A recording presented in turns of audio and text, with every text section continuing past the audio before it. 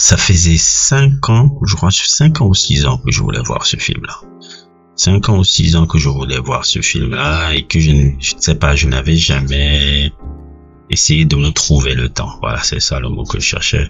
Me trouver le temps pour le regarder. Je disais toujours un autre jour, un autre jour, un autre jour. Et on va dire un peu hier, un peu, j'ai réussi un peu à pouvoir me mettre un peu le temps de le regarder. Je l'ai regardé, on va dire en 2 jours. En deux jours, j'ai regardé 1 heure le jeudi et j'ai fini très tôt le matin, vers 1 ou 2 heures et tout, à finir le film et tout. Et même quand je le regardais, même quand je voyais l'affiche, je savais que j'allais regarder un incroyable film. Et franchement, ça m'a même pas déçu de le faire. Ça m'a même pas déçu de le faire parce que c'est vraiment un fabuleux film que j'ai regardé là. Barbaras, qui est un film de Richard Fletcher. Richard Fletcher, j'ai eu la chance de regarder quelques films de Richard Fletcher. Hein. Il y a des trucs et tout, genre par exemple Mandingo. Je sais pas si je peux avoir un sujet sur ça, Mandingo. Mandingo, qui est un film un peu de Richard Fletcher. Je pense que c'est le premier film que j'ai vu de lui, Mandingo. Je pense que c'est le seul même. Ouais, Mandingo. Dans les années 70, si je me trompe pas. Ouais, 75, exactement. Mandingo et autres et tout, qui est pour moi l'un des meilleurs films d'esclavage jamais fait. Hein. C'est un film même qui a largement influencé Tarantino pour faire Django et tout. Certaines structures un peu de Django. Si vous n'avez même pas vu ma review sur Django, je l'ai fait il y a à l'époque. Je l'ai fait il y a quelques mois et autres. Toujours mettre le lien en description. Et puis aussi Conan the Destroyer, aussi le deuxième, ça fait longtemps, hein, je l'ai oublié un peu, il faudrait que je le revoie un peu. Mais Barbaras, en général, Barbaras, je suis entre un peu dans la catégorie des films un peu qu'on appelle un peu aux États-Unis ils appellent ça Sword and Sandal, et en France on parle souvent de Peplum. Vous voyez un peu ces films un peu qui sont toujours généralement à la base des productions italiennes, parce que c'est toujours des Italiens, c'est beaucoup les Italiens qui ont popularisé ce genre-là. C'est des productions italiennes. Généralement, même ce film est produit par le légendaire Dino De Laurentiis, qui est un peu un producteur italien très populaire. Et le Peplum en général est un genre italien et auto parmi un peu les plus connus. Nous avons Spartacus, nous avons Ben-Hur, nous avons on peut mettre un peu ça aussi, hein, les 12 commandements de Cécile de Belleville, la deuxième version, pas la version muette qu'il avait fait là. Je pourrais citer encore quoi, il y en a tellement. Rob, qui est mon préféré de tous les temps. Rob avec Victor Mature, qui est mon préféré de tous les temps. Ça, je pense que pour moi c'est le plus grand péplum de tous les temps, au-delà de Gladiator et de tout ce que vous citez là. Et c'est un genre italien. C'était avant que viennent les western spaghetti qui les ont remplacés après un peu vers la fin des années 60. Mais milieu des années 50, début ou mi-années 60, c'est vraiment le genre qui est très populaire un peu à cette époque-là, et qui étaient vraiment des productions qui venaient particulièrement d'Italie. Et Barbaras aussi entrait aussi dans la catégorie de ce genre de film-là, avait déjà Anthony Quinn aussi, qui est un acteur que j'ai connu très petit. Hein, la première fois que je vois Anthony Quinn au cinéma, c'est quoi? Je crois que c'est dans le film Les Vendanges du Feu. Il jouait le grand-père particulier qui apparaît sur votre écran là dans Les Vendanges du Feu. C'est un film de Keanu Reeves, c'est un film production espagnole à la base, qui était un très beau film d'ailleurs. Je pense que c'est un remake aussi d'un film des années 30, j'ai oublié encore. Et plus ou moins je le voyais tout là-bas, mais après aussi avoir fait mes recherches, je me rendais compte aussi de la grande carrière qu'il avait eu d'abord dans le cinéma muet, lui qui est ce natif mexicain, et après un peu dans le cinéma en couleur, et généralement dans les westerns, parfois dans quelques péplums et tout. Et c'est un fabuleux acteur. Et d'ailleurs, il y a un rôle que j'aime beaucoup qu'il avait joué, c'était dans le film Viva Zapata de Elia Kazan. Je trouvais un peu que c'est un peu mon avis. Je pense que je dois le partager et tout. À l'époque là, je trouve que il il y avait bon, ça existe toujours, hein. Le racisme ambiant un peu hollywoodien était assez un peu particulier. Parce que on peut pas me dire qu'on fait un film sur un leader de la révolution mexicaine et c'est un Américain qui va le jouer, alors qu'il y a un Mexicain à côté. C'est-à-dire que Anthony Quinn soit dans un film sur le leader de la révolution mexicaine qui est Zapata, qui est lui qui est mexicain, et que le rôle de Zapata revient à Marlon Brando, qu'on bride et tout pour jouer. Je trouve un peu que c'est un peu des trucs de Hollywood, un peu qui me fait un peu sortir par les toits, alors qu'on a un Mexicain qui normalement doit jouer ça. Et je pense que c'était un Mexicain de jouer vraiment ce rôle de Zapata, c'est un truc. C'est un peu, je vais faire quand même un peu une digression. C'est un peu comme un peu, je vois, c'est un très beau film, hein. C'est un film de, je pense un peu comment il s'appelle, Sergio Corbucci, là, que j'ai là, Western génial, là. Très beau film, hein. Mais ça m'énerve un peu de voir ça, le Navajo Joe, par exemple, où Burt Reynolds joue un Indien. Alors que il n'est pas indien. Ça me dérange un peu de voir ces trucs-là, mais à l'époque, dans les années 50, 60, c'était un peu ce que tu voyais là.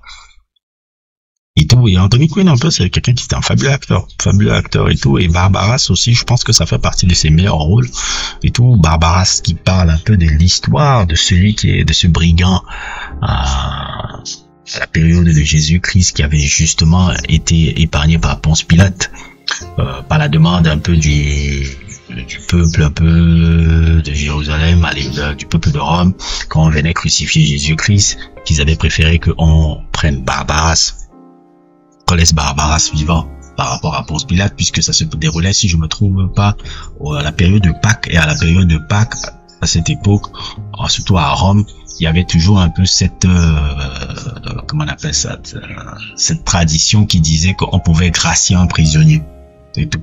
Et quand arrive justement le moment de Jésus-Christ, un peu l'amène chez Ponce Pilate dit que vous voulez que je crucifie Jésus ou qu'on crucifie Barbaras. Le peuple demandait qu'on crucifie plus Barbaras et tout, qu'on crucifie Jésus-Christ à la place de Barbaras et tout. Donc le point de vue là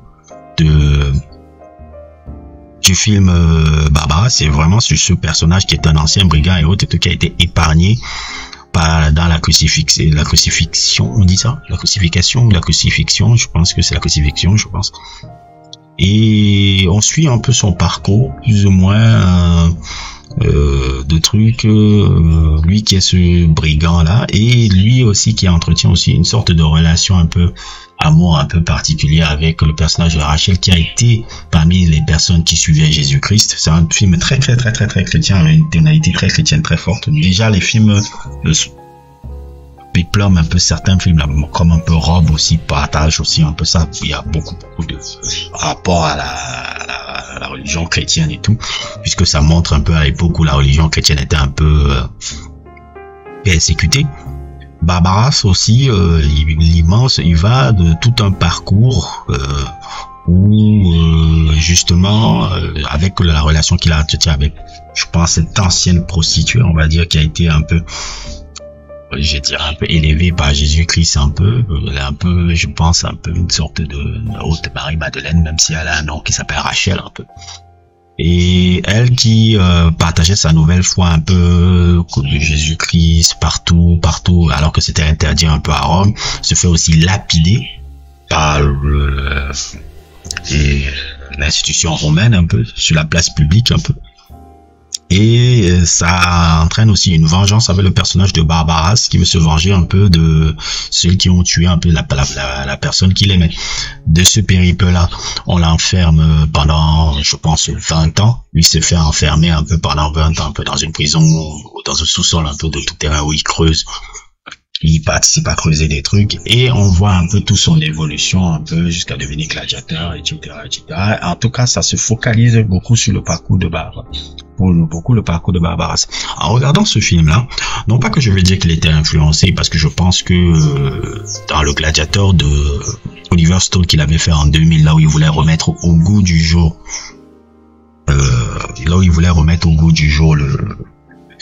le péplum, je ne pense pas que c'était un des seuls films qu'il a influencé, mais on peut voir quand même qu'il y a des similitudes avec dans le parcours un peu du personnage de Barbaras là-bas, même s'il y a beaucoup par rapport à les Écritures saintes, il y a beaucoup de libertés qui ont été prises un peu sur le personnage.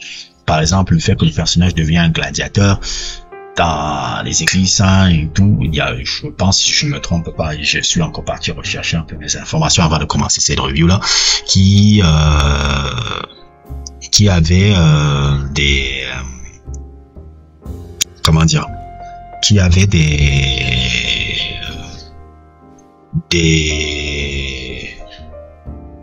qu'est-ce que je voulais même encore dire, qui avait des longues que Barbaras avait participé à devenir gladiateur. C'est ça un peu que je voulais dire, qui avait participé à devenir gladiateur, et comme cela, et ça ressemble un peu le parcours d'esclave, le parcours de trucs, ça peut ressembler un peu au gladiateur, un peu de Russell Crowe, dans la manière dont c'est filmé. Non, pas dans la manière dont c'est filmé, mais dans la manière dont la structure du scénario. Je pense qu'il y a eu une petite influence, même si elle n'est pas forcément un truc, mais c'est très parallèle. On est toujours dans une histoire de rédemption, non, même si le thème est un peu différent par rapport au thème de Gladiator, qui est une histoire de justice et de rédemption personnelle. Si vous n'avez pas vu même mon sujet sur Gladiator, allez le regarder. Je mettrai aussi le lien en description. Je pense que c'est même une de mes meilleures reviews d'ailleurs. Je pense même que c'est une de mes meilleures reviews que j'ai jamais faites sur la chaîne d'ailleurs et tout. Et dans Gladiator, il y avait ce truc un peu sur, en tout cas dans mon interprétation à l'époque, ce truc un peu qui était sur la rédemption d'un personnage qui a été injustement bafoué, qui était le personnage de Maximus. Et même si aussi c'était aussi le thème un peu de la masculinité aussi, qui est la masculinité idéale, celle qui est de Maximus, grande, et celle qui est un peu surjouée, qui est le personnage de Joaquin Phoenix là, au Commodore, le méchant du film. Et dans Barabbas, on est aussi dans une histoire de rédemption, mais une rédemption qui est une rédemption beaucoup plus spirituelle, et une rédemption pieuse, une rédemption pour un personnage qui commence à connaître, qui par ses péripéties et jusqu'à la fin arrive à découvrir vraiment ce que c'est la foi chrétienne. Parce que tout au long du film, tout au long des 2h55 du film, on voit comment le personnage de Barbaras est retiré entre le fait de vouloir vivre sa vie de débauche, de brigand et tout, et de survie, puisque c'est un personnage qui a été habitué à survivre et tout. Et quelque part un peu son éveil un peu à la chrétienté, et un peu, pas seulement son éveil à la chrétienté, mais surtout le fait qu'il se sente coupable d'avoir été choisi pour être libéré par rapport à la crucifixion de Jésus-Christ. Donc il y a ça, ce truc, et ça l'éveille un peu, plus ou moins. C'est un peu ce combat autour du personnage qui arrive tout au long du film, et c'est un film qui est magnifique par rapport à ça, parce que c'est un film qui parle beaucoup plus de la foi religieuse chrétienne, et ce qu'elle signifie, et qu'est-ce qui fait la foi religieuse chrétienne. C'est pour ça que j'aime beaucoup un peu le discours un peu du personnage joué par Ernest Borgnine, qui est un fabuleux acteur aussi de cette époque-là, qu'on a vu beaucoup jouer dans beaucoup de films de l'époque. Un de mes films préférés d'ailleurs, même j'essaierai de faire un sujet sur ça, c'est le film Marty d'Ernest Borgnine. J'essaierai de faire un sujet un jour sur ce film-là et tout. Et globalement, voilà quoi, il y a un rapport un peu par rapport aussi, il y a un rapport un peu à la chrétienté et la recherche, comment on appelle, le combat un peu contre cette foi chrétienne qui n'arrive pas à bien s'exprimer un peu par le personnage de Barabbas, puisqu'il est un criminel de côté et il essaie de s'en sortir, mais il a aussi un peu cette culpabilité, voilà, c'est ça le mot que je cherchais, cette culpabilité. De ressentir un peu une certaine forme oui, cette culpabilité par rapport un peu à la crucifixion de Jésus-Christ, alors que ça devait être à sa place, qui avait vraiment le moment où il doit devenir chrétien. Et c'est magnifique, hein. C'est vraiment un fabuleux film. C'est un fabuleux film. J'ai eu des frissons jusqu'à la fin. Et comme je le dis, j'ai eu un peu vraiment une très bonne intuition de dire un jour, parce que je vous l'assure, je l'ai noté il y a 6 ans, ce truc-là. Je me suis dit, il y a 6 ans, quand j'avais vu un peu, juste passer sur YouTube, hein. C'est même sur YouTube. Il y a 6 ans, j'ai vu un peu la vignette sur YouTube. J'ai dit, il faut que je regarde ça. C'est quel film avec Anthony Quinn, là. Je connaissais pas. Et tout. Et j'ai vu un snippet et j'ai dit, ok, je pense que je vais aimer ça. J'aime beaucoup les films de Peplum, parce qu'il y a beaucoup ce rapport un peu à la foi, la chrétienté, pas forcément pour le truc oh je suis chrétien ou quelque chose comme ça, parce que je suis pas très religieux comme quel truc, mais j'aime des films qui parlent de foi et de comment on peut reposer sur sa foi pour faire face aux difficultés. Et les films de Péplum, il y a beaucoup ça. En tout cas, les films de Péplum des années 50, 60, il y en a beaucoup ça.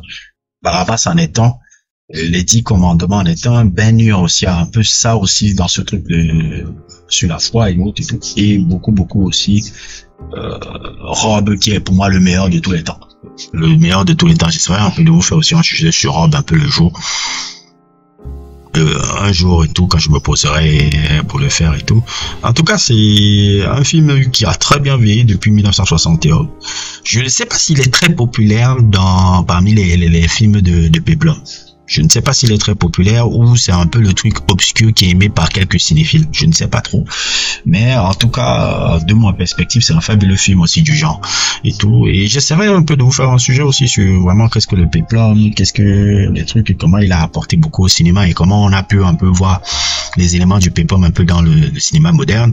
Je trouve aussi, par exemple, un film comme Hercule a participé beaucoup à l'influence, a influencé un peu Rocky dans sa manière d'écrire ses personnages et de représenter ses personnages en tant que réalisateur et scénariste, parce qu'il faut pas oublier que Stallone est un réalisateur et un scénariste aussi, un très grand, je trouve un très grand scénariste, un très bon réalisateur et un très grand scénariste, beaucoup plus qu'un acteur d'ailleurs.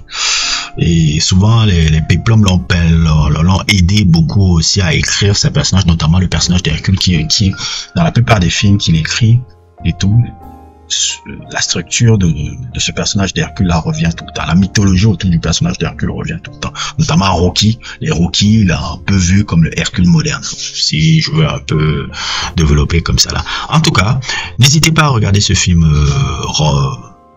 Barabbas de Richard Fletcher. C'est un peu mon sujet Patreon de ce mois de novembre. N'hésitez pas à vous abonner sur la chaîne Patreon, nous avons besoin de vous, beaucoup de trucs, et n'hésitez pas à liker, n'hésitez pas à vous abonner, et à plus pour d'autres aventures.